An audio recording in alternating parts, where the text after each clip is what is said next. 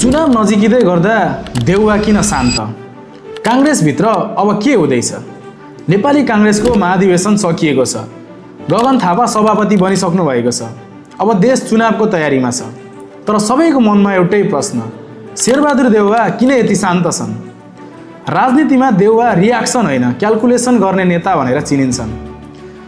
उहाँ बोल्नु अघि माहौल हेर्नुहुन्छ, कदम चाल्नु अघि अङ्कगणित मिलाउनुहुन्छ।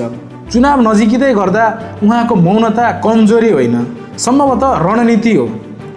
तर किन शान्त? पहिलो कारण पार्टीभित्रको सङ्क्रमण। नयाँ सभापति आइसकेपछि खुल्ला टक्रावले पार्टीलाई कमजोर बनाउँछ।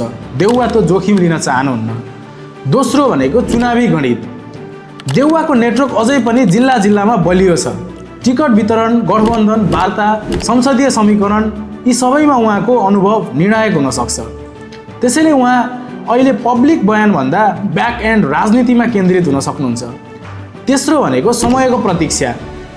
यदि चुनावमा काङ्ग्रेसले राम्रो परिणाम ल्यायो भने देउवा मार्गदर्शक भूमिकामा देखिन सक्छन्। यदि परिणाम कमजोर आयो भने उहाँको समूह फेरि प्रभावशाली भएर अगाडि आउन सक्छ। उहाँका समर्थकहरू पनि किन शान्त छन्? किनकि उनीहरू खुलेआम विरोध गरेर होइन, सङ्गठनभित्रै शक्ति जोगाएर अगाडि बढ्न चाहन्छन्। चुनावपछि संसदीय दलको नेता, सरकार गठन, मन्त्रालय बाँडफाँड यी सबैमा फेरि शक्ति परीक्षण हुनेछ। अब काङ्ग्रेसभित्र के सम्भावना?